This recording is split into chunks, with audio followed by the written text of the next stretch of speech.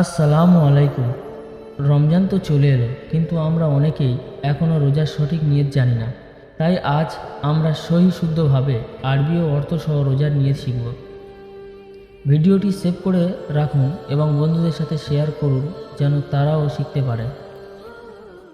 নওয়াইতুয়ান আসুমা গাদাম মিন শাহরি রমদান আল মুবারকি ফরজুল্লাকা ইয়া আল্লাহ ফাতাকাব্বাল মিন্নি ইন্নাকা আনতাস সামিউল আলিম। হে আল্লাহ, আগামীকাল তোমার পবিত্র রমজান মাসের ফরজ রোজা রাখার নিয়ত করছি। আমার পক্ষ থেকে তা কবুল করো।